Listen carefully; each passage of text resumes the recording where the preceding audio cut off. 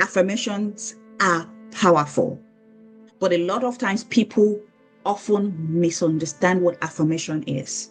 Okay, tell us A more. lot of times, they are not about pretending everything is fine. Affirmation is not about pretending everything is fine or repeating things that you do not believe in, Hmm. which will lead me to something that I mentioned in my book. I said psychologically, every repeated thought strengthens a neural path in the brain. Because I like to use psychology, not only just tell stories, I also like to use data. I like to use psychology so that people understand that some things, your change in habits or some things that you hold on to could also be psychological. It's like you working the same path on a grass over and over again. When you start working on that path, the Hmm. grass would spring back. Once you step on it, it will spring back. But the more you walk on that same path, on that grass, you will find out that over time, the clearer the path becomes. That's That's the correct. same way affirmation works. The Hmm. more you use it, or even that's the same way limiting beliefs works. The more you believe in those thoughts and you keep believing them over and over and over again, it becomes real. Then that Hmm. becomes the path that you work in.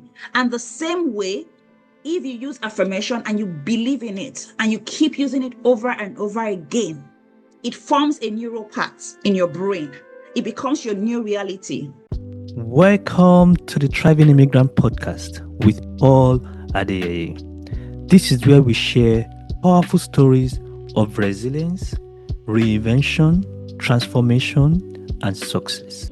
So, whether you're a new immigrant, navigating a new life, or an aspiring entrepreneur looking for inspiration, this podcast is for you. Join me as we dive into real conversations with incredible individuals who have turned challenges into opportunities. Let's learn, grow, and thrive together. Cheers to a life of abundance. Hello, everyone. Welcome to another episode of the Thriving Immigrant podcast with Paul Adeyeye. I'm excited. I'm always excited to do this because every time I do this, it gives me so much joy. Today, I've got an amazing, remarkable young woman on the show. I call her a trailblazer. Her name is Doyin Abitoye. She's the author of the powerful book, SHUSH. This is one book I started reading a few weeks ago, and it's such a powerful book. Like, when I read it, I was like, no, Doyin, you have to come on the Thriving Immigrant podcast. You've got a lot to share. So, with all excitement, join me in welcoming Doyin Abitoye, aka Coach D. I call her Coach D, to the Thriving Immigrant podcast. Thank Let's ring a you. bell. Okay, welcome, Doyin. Yeah, thank you so much for having me here. I'm really glad to be here today. And so, talking about myself, my name is Doyin Abitoye, like you said. Um, I arrived to Canada about 6 years ago. In the next few months, it's going to be 7 years. And when I came as an internationally trained HR professional, and right now, I am a certified life and wellness coach, and I'm also the author of Shush, like you said, and it's a pleasure being here. Thank you so much. Awesome. Okay, I love to talk to HR professionals. And the reason is, as an immigrant, when you move to this part of the world, one of your biggest worries is what to do to make income. But before we dive into the conversation, do you want to share a little bit about your immigration journey? How did you find yourself in Canada? What was the push? What was the motivation? Okay, thank you so much for that question. And I'm going to be saying a lot of thank you so much for the question and all that. I can't help it. Migrating to Canada was my husband's decision. And at the beginning, I pushed back. And okay, so if I have to go into the journey, when I migrated to Canada about 6 years ago, I came with my experience, education, and confidence in my field as an HR professional. On paper, it looked like it was a fresh start, full of opportunities, but internally, it felt very difficult. Logistically, I had to learn new systems. I had to learn new labor market, and emotionally was the biggest challenge ever. And that was identity. And when I mean identity, I had to reconcile who I had been professionally before coming into the country, to who I felt I needed to be able to thrive. Hmm. And this was quite a pressure because I had to prove myself again and again to be able to earn credibility and to question whether I belong where I was or whether I belong in that room. Yeah. I know a lot of people go through that identity crisis. So, in your case, were you practicing HR back in Nigeria? And Yes. were you able to easily transition into HR when you arrived in Canada? Or did you Okay. do other jobs? Okay. So for me, my story was quite different. And since you're asking for the story, I used to practice HR in Nigeria. Even at the point when I was living in Nigeria, I was the head of HR and admin for a government parastatal. And prior to that, I was the head of HR for like a startup. So I'd done HR for a long time in Nigeria before migrating. And so back to your question, did I have to do other jobs? So for me, when I came, what I did was we're quite strategic. I wasn't just going to come into Canada just trying to look for a job. So I applied for one of those government um, programs that always help immigrants. So I got into a program with Access. Oh, Access. I know Access Access. employment, yes. And it was supposed to be Yeah. like a 7 weeks program, and where they will have to teach us things about HR, how it's been done in Canada and every other the laws, because really the laws are quite different from the laws in Nigeria when it has to do with HR.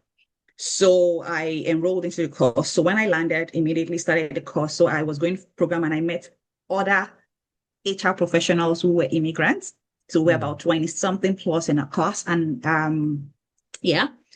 And so the program was supposed to be 7 weeks. To cut long story short, it was through the program that I got my first job. Because one of the things they would do is also come into the class to say, oh, some companies are looking for people, because some of Right. the people who had gone through Access who are now in the workforce always come back. So they paid forward. They always come back to look Hmm. for people. So that was how I got my first HR job. So they came into the class saying, oh, there's a role somewhere. It's in a remote place. You need to have a car. And I didn't have that. But somebody just said, walk up to this coordinator and let her know that you were interested. And when I went, she was like, but Doyin, you don't drive. And I said, don't worry, I will make you work. Just ensure I get in among others to go in for the interview. And long story short, I went in for the interview amongst three people who went. I was selected for the role. But before then, there was a lot of preparation I went into. I'd met people who said, okay, this person works in HR, let her coach you, prepare you for interview. And that was a lifesaver because I went into the interview prepared, like a Hmm. Canadian, not coming in with the Nigerian skills of interviewing. Yeah. And I think that's very powerful. That really helped you because to me, you sound like you didn't go through the regular struggle trying to figure it out on your own. But how did you hear about Access? Did you hear about them before moving to Canada, or you just stumbled on them when you moved to Okay, Canada? so, okay, thank you so much for that question. So, while we were preparing to come to Canada, there was a lot of research, and I know a lot of people do that, that goes into, oh, I'm coming into a new country. What do I need to know? In fact, I don't want to use the word over research itself. I felt like it was a lot. And so that's how we stumbled on it, like one of the program. And so I applied even when I was in Nigeria to say, I've not arrived yet, but I'm coming in, submitted my resumes and every other thing so that they could assess that old one. I was PR and I was eligible to participate in the program. So so we stumbled on it before I came, applied for it, got in. So I had to arrive in Canada before the program started. So I arrived, I think 31st of March. My program started April 1st, Oh, 2019 wow. to be precise. Wow, you came prepared, fully prepared. That's good. I love your story. Do you know if Access Employment is still, are they still existing? Absolutely. In fact, last year I was still part of the panel of because they always try to pay it forward. They always try to bring people back to be able to also educate new immigrants to show Right. success stories and all that. And that's one of the I always when once a new person comes in, whether you are HR or not, and you come to meet me doing how do I settle in, I share all those access. Go look at their website if you see anything that is related. So back to your question, yes, access still exists, but I really do not know if they still have those programs. Hmm. Economy has changed, policies have changed. I don't know, That's but I true. would say go check their websites. If they do have those programs, please go ahead and be a part of that. Awesome. Right. Thank you for sharing all that. So, if you are listening to us right now, maybe you are a new immigrant or a prospective immigrant, you are thinking of moving to Canada, there you have it. Go check out Access Employment. I know for a fact that in Canada, one of the things that can stress you is lack of employment. And for someone that has done so much back in his home country, you want to hit the ground running. And you don't just want to be running anyhow. You want to hit the ground running to the right place, getting the direction from the moment you land. Thank you for sharing that. If you've not subscribed to this channel, please subscribe to the Thriving Immigrant podcast on YouTube. I don't know where you are listening from. Share this with someone so we can bless the community. Okay, I've got a lot of questions for. I don't know why I want to call you Dr. Doyin. I know you are still going to have, you're going to get your PhD soon, but every time I look at you, Dr. Doyin just comes to my head. So, many new immigrants, they come into this country full of hope, and very quickly they start, very quickly they feel overwhelmed because of different voices. They are unsure. How can they move to the next phase? What kind of jobs should they apply for? I know you've touched on access to employment, but sometimes some people find themselves in different circles and people share experiences, advices based on their own perspective and their own experience. So I want to put it to you now. How does one cut through the noise? Because I've seen someone who probably was a banker back in his country, came here, quickly did some business analysis program, did that for 2 months, switched to something else, did PSW, and some people are telling him, "Oh, you need to go and learn how to drive truck." So many voices, conflicting advices. How can one stay true to know, okay, this is the right thing for me, apart from what you've shared on access employment? Okay. Thank you so much for that question. I would say that one of the biggest misconception or challenge that people have when we migrate or when they migrate is that clarity comes from more information. Hmm. And I would explain that. In reality, clarity comes from less noise. You do your research, ensure you filter those noises. Ask yourself, who am I? What do I want? Because really, a lot of voices would speak to you and that would get you confused. And know what it is you want. Know what your bar is, what the lowest you can do, and what it is you want. What's your long-term goal? Even if you start with a survivor job, know that it's just a survivor job. I need to get to this point. And in my work as an HR professional and a coach, I see that those noises can be overwhelming. And it happens most times when people outsource their decision too early. So you need to step back. Don't forget what I said. When people outsource their decision too early, you yourself need to ask yourself, okay, so I'm coming into a new place. What is my plan? What do I want?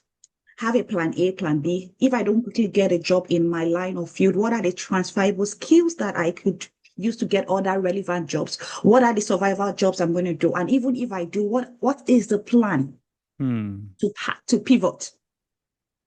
Everyone has advices to give you. And most of it, trust me, they are well-intentioned advice. But then you need to ask yourself, is this aligned with my plan? Is this aligned with my values?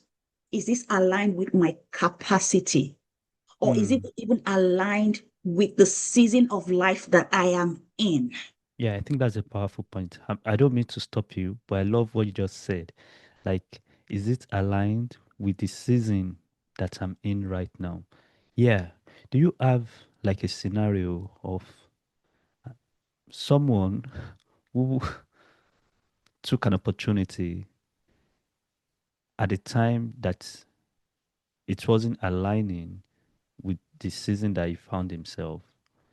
It's because you mentioned that, and I don't want to put you on the spot because I know someone I can share something like that. So I know someone who took a role in a remote place, and the commute alone would take him like 4 hours, 2 hours to go, 2 hours to come back. And I understand that sometimes you just need to make a decision because you want to make money.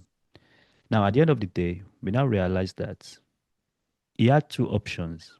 He could have worked and take a remote role because he needed to be there for his family than spending 4 hours on commute. So does that sound like an opportunity that wasn't aligned with the season? So, yeah, that's quite interesting. People make like very tough decisions because a lot of times I tell people when you're not in someone's shoes, you can't judge why they made that decision. So, for instance, that first job that I said I got, I don't know if people know where Bolton is. In fact, a lot of people will say Caledon. In Yeah, I've fact, been when I to was Bolton going, once. okay, so when I knew I had an interview, I needed to, like for me, I always like to prepare ahead. So I wanted to even see where is this place? How do I even commute to get there? So I took a bus. It took me almost, God knows, 3 hours to get there by bus, by bus. And then I was living in Mississauga. My Airbnb that I stayed when I landed was in Mississauga. It took me by bus. It took me long, like very long. I was just spending time looking at bushes and all that. And, but the point was, I knew I needed to get that job. Hmm. It was far. And okay, and I forgot to mention, when I landed, I came by myself without my kids. So my kids were back home with their dad, Right. um, so that I could easily move, be agile. And not everyone has this a privilege. So that gave me a little bit of flexibility. Hmm. And the deal was doing, once you get a job and you settle in, then the kids can come in. So I knew I had a target. So Bolton, for me at that point, I just needed to get something into HR, right? I needed to get my feet in. So distance didn't matter. Worst case, I was going to cancel my Airbnb. Worst case, I was going to go look for a house around or whatever it is. So Bolton. in my situation, I was quite flexible. In the case of this guy, I'm sure he must have had a reason for picking the job. And Hmm. so that's why I tell people you also need to kind of step back and also reflect. Even after you've made some choices, you can still turn it around. If your family starts to suffer, then you have to make decisions. I've had to make decisions that people felt I was crazy, but because I Hmm. knew what season I was, what season of life I was at that point. But so I would say deciding on which works for you is a personal choice, but I would say step back, ask yourself some important questions, not because people want you to do this, but it's because, and then you're going to have to connect all the dots to ensure that it aligns with your season, it aligns with what you want. And then sometimes some decisions might just be temporary, just to get your feet into the door, and then you Yeah. can pivot later. So Yeah. no hard or fast rules about this. And just like people say, from where I'm coming from, not just one route leads into the market. Market. Yeah, So in other that's words, valid. you can go no linear paths. Hmm. Thank you. Thank you for sharing. You, in your case, you enjoyed some privileges because you didn't have family commitment, physical family commitment at that point. And I know truly you don't want to be in a position where you will be so desperate to get something. At that point, anything that comes your way looks good. Right. Yeah. That's why you are a coach. Okay. When I read your book, there were so many things I saw, a lot of fascinating things. But it looks to me like you are a queen of affirmations. There's so many things about affirmations. People say, well, sometimes people just use it to feel good. Do they really work? So I would like to say to you that absolutely Okay. affirmations work. Absolutely. I can go on and on and on about affirmations because if you go into my book, I don't just have stories in it. I have affirmations. I have journaling because I want people to be able to practicalize what they've read through and the questions. I have action plans. I have even reframing exercises because that's part of the things that we need to do to be able to silence limiting beliefs. Hmm. Back to your question, affirmation works. Affirmations are powerful. But a lot of times people often misunderstand what affirmation is. Okay. Tell us A more. lot of times they are not about pretending everything is fine. Affirmation is not about pretending everything is fine or repeating things that you do not believe in, which Hmm. will lead me to something that I mentioned in my book. I said psychologically, every repeated thought strengthens a neural path in the brain. Because I like to use psychology, not only just tell stories, I also like to use data. I like to use psychology so that people understand that some things, your change in habits or some things that you hold on to could also be psychological. And so I like to use this analogy because I sometimes I tell myself I'm a storyteller and I like to use a lot of analogies. So I always use an analogy like, okay, it's like you working the same part on a grass over and over again. When you start working on that part, the Hmm. grass says or grass would spring back. Once you step on it, it will spring back. But the more you walk on that same path, on that grass, you will find out that over time, the clearer the path becomes. That's That's the correct. same way affirmation works. The Hmm. more you use it, or even that's the same way limiting beliefs works. The more you believe in those thoughts and you keep believing them over and over and over again, it becomes real. Then that Hmm. becomes the path that you work in. And the same way, if you use affirmation and you believe in it and you keep using it over and over again, it forms a neural path in your brain. It becomes your new reality. So back to your question, affirmation works, but they need to be grounded and they Mm-hmm. have to be intentional. Trust me, they Great. would always interrupt old patterns if you use them well. But at first, sincerely, the brain would push back, the brain will resist.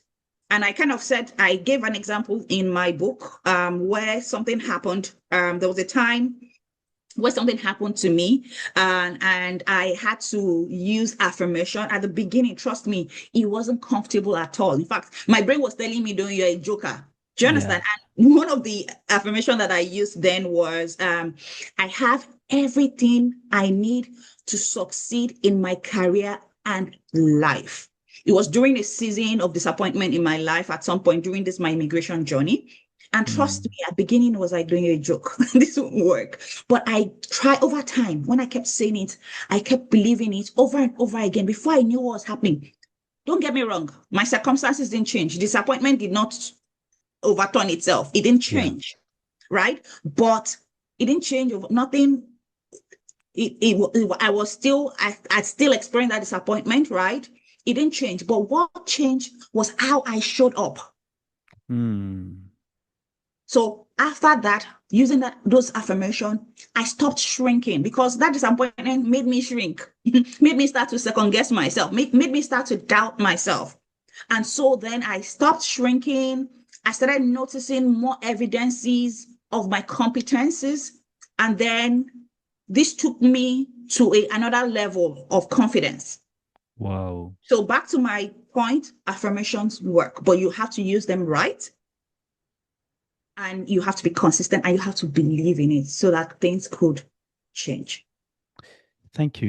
You've shared a whole lot. I just have a follow-up question. Is there like a general timeline to the point where you start seeing results? So from the moment you start using affirmations or you are trying to work on your mindset, when should people expect results? Okay. So I would say I would use another analogy. You know how it is when you go to the gym and you Yeah. start working out. Is it the day you go to the gym that your muscles develop? Is it the No. day you go to the gym that your flat tummy comes? Is it the first day you go to the gym that you start to lose weight? No. No. It comes with consistency and it Mm. comes with you using the right tools, working the right herbs, right? Doing the right things. So I would say affirmation is not a magic wand,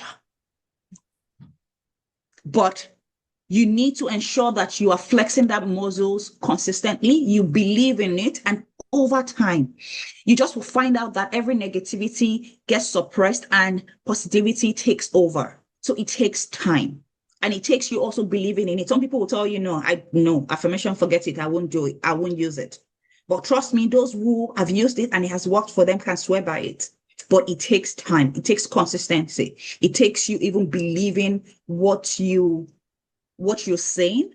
And over time, there would be a reprogramming of your mindset. There will be a mindset shift. Thank you. I don't want this to be like a masterclass so that your clients can come, and I don't want to spill everything. This has been a very insightful conversation. I love the fact that you've been talking about mindset, affirmations. I will call myself a lifetime student of mindset. Anything about mindset, I'm always very excited and I want to learn more. Immigrants go through various rejections in Canada. You'll be shocked that even for cases that I believe are not even necessary. For example, you are trying to get a rental apartment as a new immigrant. Like you have your money. I remember when I came to Canada, I had to pay for 6 months and 2 weeks with thank you, sir. So we go through different rejections and then maybe you start looking for work.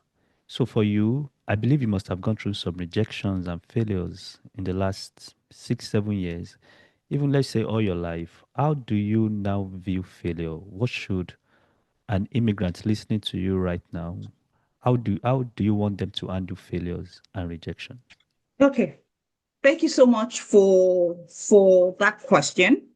Um, you said you had to pay 6 months And 2 weeks, we thank you. and 2 weeks. Okay. I had to pay 1 year. Oh wow. Yeah. I remember walking into, JJC now, Jolly Just Come. I remember going in. So I looked for houses over. Okay. Because when I finally got a job, which like I said, in Bolton, so I now had to start looking at areas where we could live and where the kids could get into schools with great ratings and all that. And so I'm not going to mention the area, but anyway, started looking around so that the commute could be short. I could juggle. This is going to be me and the kids for a long time so that I could juggle work, them, do you understand, and all that. And so finally I remember going to search for houses. In fact, even some realtors rejected me. Do you understand? I remember some would just ghost me and finally got someone who is not longer a realtor to us. She has been um a family friend, like she's a big sister now, but she was the one who would go to several houses with me, who put her offer in and all that, a lot of rejection. Finally, we found a house. And this person said we had to pay 1 year. I remember going to the bank to drop the bank draft for 1 year, and someone asked me a question. One of the bank person said, "Oh, is it a deposit for your house?" Yes. I didn't understand until when we wanted to buy her house and we were going to drop the deposit. That was when it made sense. Like, oh, that was a question that guy was asking me Yeah. because the guy Because thought that I was was paying paying down a payment. down payment for a house. But then I said to him, it was a rent. So I had to pay for 1 year. I don't want to go into the details of how much the rent was so that you don't I have to do can the just calculation. imagine. But that was one among others. Aside that, also, I just talked about the house one because you mentioned what you had to go through. So I can imagine some people even go through worse. And then aside that, rejection, like I apply for a job, okay, they shortlist you, maybe after seeing all your whatever, and then the moment you pick up the phone and they hear your voice, and you just hear them say, "Oh, they have this role has either been taken, or they have other people who," and guess what? This were junior HR roles that I had done, like God knows, maybe Many over years 10 ago. years ago in my career. Do you understand? So the moment they hear their voice, or sometimes they even see your name, do you understand? So trust me, I've had my fair share. And even aside even aside the beginning, even after I'd settled in, gotten jobs and a lot of rejection, even when you're applying for another job or even when you're even within the system and you want to grow, oh Lord. So trust me, yes. So back to your question, how do I recommend we handle failure or rejection? I would say for me over time, I have just realized that failure is not the final verdict. Earlier, I was tough, but if someone is saying no, me is We so which move other on. door works? Which other person wants to say yes? What do I need to do? So you need to be in a solution-driven mode. Hmm. I remember in early days, then I used to take rejection as personal. It was very personal. But over time, I learned to separate rejection as in my identity from the outcome. So if you say no to me, I talk to myself, sweet talks. Doing it's not about you. Maybe they can't see the value, or maybe they have someone else who's better, or maybe this is just not the right thing for you. Maybe, do you understand? I just give myself prep talk so I don't see that as the final verdict. I pick up myself up and keep going. Rejections will come. Rejections even make you, and failure make you better. Because trust me, tell me someone who hasn't experienced failure or rejection before. Like I would Yeah. love to know that person. Because and then when we think about the rejections and failures that we've experienced, it made us who we are. It helped us with the resilience we have. It helps us with the grit that we currently have. And it makes us part of, and that's why people will tell you when a child falls, when they're trying to walk and they fall, it's part of learning to walk. So the same Right. thing also when rejection happens, when failure happens, it's our own way of learning to be better at whatever it is we do. Just pick yourself up. I would you see a child who's trying to walk, just stay there and say, I will not move again. Because the moment they say I will not move again, then what happens is that they don't achieve the goal of working.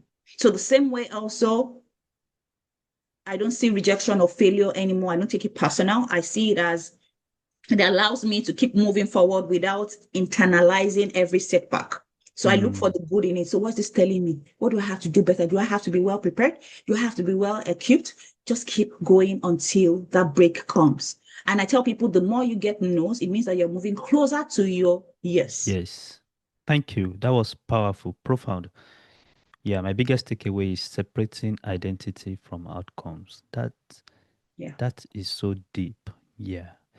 And I now see the connection of affirmations, mindsets, and everything. Now I guess I know why you wrote Shush. So do you want to talk briefly about the book? Why did you write Shush? Okay. Okay. Thank you so much for that. So I like to talk about this. I enjoy talking about this, and I could be very passionate about this. And Shush is my baby. And most times when I say shush, I do this shush. And back to your question, why did I write shush? So the book Shush, it comes from a personal exhaustion. And when I mean exhaustion, it came from years of me shrinking, second guessing myself, in an Hmm. environment where I was already qualified. And that happened when I came into a new country. And I'm sure that is happening and has happened to a lot of immigrants. Yeah. Where when life gives you, permit me to use the word bus boost. I'm sorry, it might not sound very professional, but I'm sure Nigerians understand it. When life Yeah. gives you jabbings, when life gives you those punches, when you start to second guess yourself. You start to ask yourself, am I doing the right thing? Have I made the right decision? Am I sure I'm even in the right place? You start to second guess yourself. So for me, it came from personal exhaustion. I was tired of the constant internal voice that questioned my readiness, that questioned my worth, and that questioned my belonging. Do I belong in this room? Even when external evidences showed that I was qualified to be in that room, right? But because of all the experiences. So that was how and why I wrote SHUSH, right? And then as I reflected and as I coached people over the years, I realized that many capable people, they're not being blocked or being stopped by lack of skills. They are blocked by the internal narratives, that those voices that keeps telling them you can't be, that tells you, oh, you've come into this game late. You are too old to apply for this role. Your accent is one kind, or you're too short to play a basketball game, or those voices that sound logical. But most times they are rooted in fear. They are rooted in our past experiences. They are rooted in us conditioning ourselves. So I wrote SHUSH to be able to help people identify the voice, to be able to understand where the voices are coming from, and to help them stop letting those voices lead them. So that's why in that book, it's not only with stories. I have some of my stories in it. I have some fictional stories in it. In fact, when you read the book, it was like I wrote it for immigrants, because it has a lot of Christian stories. I had names. I picked people from different countries so that anyone who picks that book can relate with it, right? And then not only does it have those stories, it has affirmation, which I love. It has reflecting journaling, which you need to reflect, ask yourself some pertinent questions. Then it also has reframing exercise, because as a coach, one of the tools we use is people reframing those limiting beliefs or those things, those voices, reframing it into the positive part. And then it also has journaling, where then you can now take notes and write. So that's so that the book, at the end of the day, it's very practical. Thank you, Doyin. I love everything you've said. Thank you for sharing all that. And I could see your passion. I could feel it. Like, yes. Yeah, you talked about reframing. And one of the things I do is for things that I don't know how to do or that I don't have, when people ask me, I just use the word not yet. It can be so powerful. So, for example, they say, do you fly a plane? Not yet. Of course, I don't fly a plane, but when I say not yet, it means I'm giving myself the permission that if I really want to do it, I can do it. That's one of the ways I use to reframe narratives. How can people contact you? Maybe people who want to have a one-on-one consultation with you. How can they contact you? Okay, thank you so much for that question. Let me just add on, aside getting the book on Amazon, you can also get the book from my own website, and which then leads to the question you asked, how can people contact me? You can go to my website. It is www.doyinabitoye. It's one word, Doyin Abitoye, my name. .com. That's my website. You can reach out to me there. It's my coaching website. You can book coaching calls and all that. And aside that, also, you can also connect with me on LinkedIn. It has my name, Doyin Abitoye. You can also connect with me on Instagram. It's still Doyin Abitoye. And yeah. Okay. Yeah, we are coming to the end of this conversation. It's been a good one. I know Doyin is passionate about women, immigrant women. So, are you only accepting female clients? And before you answer that, what is the most common belief that you see holding immigrant women back in actualizing their dreams or fulfilling their potential? Okay. Thank you so much for that question. And I was smiling when you asked the question. So when I started out, I used to coach everyone, but you know how it is over time, looking at the data, looking at a lot of barriers that I see for women, right? And considering that I'm a woman, I'm also an immigrant, and I know what I've been through. So I have carved a niche, right, whereby I focus on coaching immigrant women professionals, right, to be able to silence their the noise, right, to be able to um gain confidence, to be able to have a mindset shift both in their life and career, considering that they juggle a lot of things. But then that's my niche. But if there's anyone who needs clarity, feel free to reach out to me. I'm happy to be your coach. Because I'm currently even accepting new client for 2026. Okay. So yeah, so please feel free. Go to my website, and if you are not too sure, reach out to Paul if you can. He would also direct you.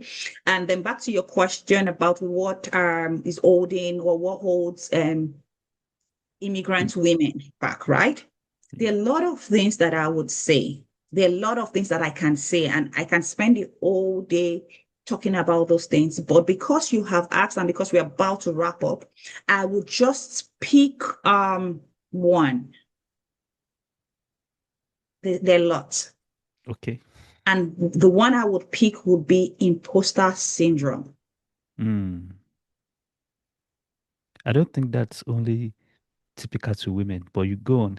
But it is really, if you check the data, unfortunately, I don't have the data here, and I'm being very careful not to say what is not correct. But if you Yeah. check the data, you will notice, and I'll just give a very good example. So, for instance, let's say they post a job looking for a director or a VP of something. I'm just using words, don't quote me.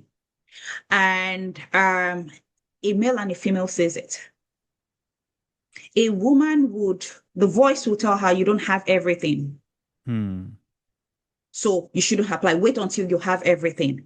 But a guy, a man, permits me to use the word, men would apply for those roles, even though they know that they're not totally. In fact, I'd be surprised that the woman even maybe has even more achievement, more qualifications, checks Qualifications. most of the boxes, but because she hasn't checked everything, right? She thinks like, okay, I'm not ready. Do you understand? And yeah, and so that's why I would use. I know imposter syndrome happens to everyone, but for us, it speaks a lot, a lot. Yeah. And for people who are wondering, what do I mean by imposter syndrome? I always like to use analogy. So what I say is, imposter syndrome. It's like an unwanted guest in your mind.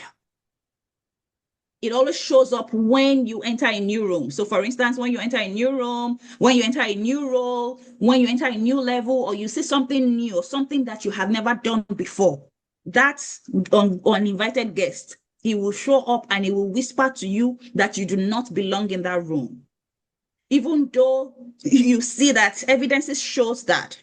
So that's why I will go for inputs. And don't forget, I said to you that a lot of things that I could say, even juggling family, we want to prioritize our family, prioritize everyone else, right? Before thinking about ourselves. Those are kind of some of other things. I'm not saying we need to be selfish. I'm not saying we don't get our priorities right, but women think of every other person first before themselves. And I'm not saying I'm Yeah. advocating for us not to think of every other person, but I'm just saying that even amidst it all, let's find our voice, let's flourish, let's take over, let's own those seats, let's be in those rooms, let our voices speak. Let us find the people or the person we were born to be. Let us find our purpose, let's find our why, let's find our calling. Then how we then apply juggling everything, yes, we can make those decisions, but at first, let us even know that we belong in those rooms. Yeah. Thank you. That's a very good way to put it. And I agree with you with that analogy that you shared about man and a woman trying to apply for the same role. And in fact, it also leads to, we can go on and on to have that conversation, but when you look at there's a huge disparity in income between men and women, which is as a result of women not getting to that peak. I'm not saying they don't get to their peak, but there are more men leading and reaching the peak of their careers than women. Now, in Canada, there is statistics is saying that women in Canada earned in 20 as of 2024 earned about 87 cents for every dollar earned by men. less.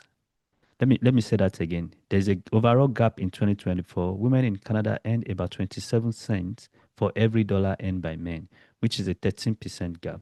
And if you don't grow in your career, you are not only limiting your growth, you are also limiting your income, because the higher you grow in most countries, in typically the higher you grow, the more income you make. So I like those points that you've mentioned, and I just wanted to be a little bit specific. Are there maybe three steps, or are there like three ways people can use to deal with imposter syndrome? Because it's a big deal in this part of the world. Absolutely. Remember, I told, like when I was explaining the analogy, I said imposter syndrome is like an uninvited guest. So, yes, the goal is maybe not to throw this uninvited guest out, but it's to stop letting this invited guest run your house. Hmm. Right? So there are practical steps that I always recommend or advise people. I have used it over and over again. It's worked. And so I always recommend it to people and women that I coach and people that I coach. And one, first, I would say you have to name the voice. When you name it, it reduces its power. Imposter syndrome often appears during growth, when you're doing something new, when you're doing something you haven't done before. So you have to name it. When you name it, you normalize it. That's first thing you have to do. The second thing you have to do is you have to anchor in evidence. So when I mean anchor in evidence, you have to remind yourself why you are in that room. So if you're having imposter syndrome when you're in a meeting, you don't want to voice out, you don't want to speak, you have to ask yourself, you have to anchor it with evidence. Evidence is key. Your experiences that you have, how much you have prepared, your track record, those are evidences. And in evidences, you are grounded. So you have to shift from, oh, I'm feeling this way, to facts. And those facts are those evidences, because feelings always fluctuate. Right. And so, in other words, you go dig through all your documented achievements. Remind yourself, Doyin, remember 10 years ago when you had to do this, you did it, right? So remind yourself of those evidences, right? And then the third thing I'd always say is that you have to choose action over perfection. Hmm.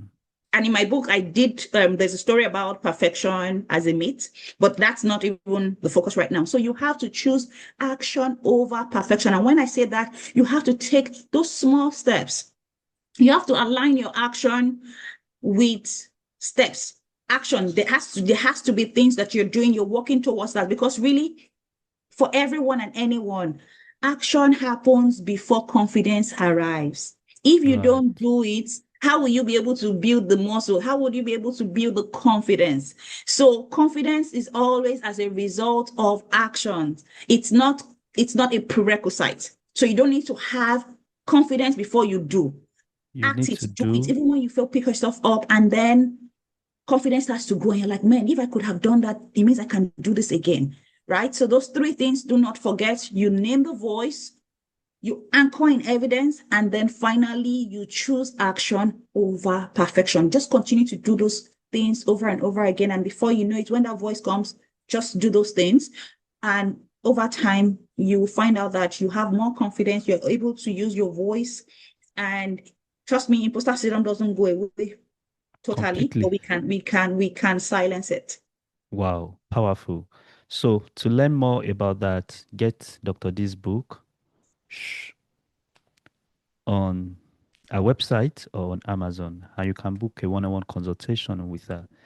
Thank you for joining us today. If you found this conversation insightful, please share with someone, subscribe, visit Doyin Abitoye on www.doyinabitoye.com, and you can check her out on Instagram. Do you have an Instagram handle? Yes, I do. It is Okay. Coach D. Coach D, So D double The E D is D double E. E. That's DEE. Coach I underscore DEE. Yeah. Yes. Okay. So on this note, we are calling it today. Do you have a final word for someone listening to you right now?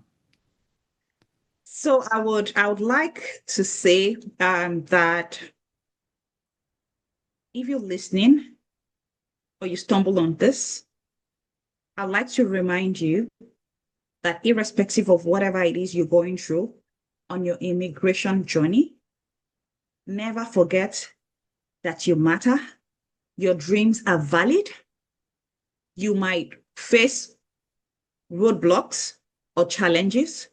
That shouldn't stop you from remembering who you are, why you were created, your purpose, and who you are meant to be. Your journey and your dream is valid. Wow. Nothing more. Thank you, everyone, for joining. Do have a wonderful one. Till I come your way again, stay thriving.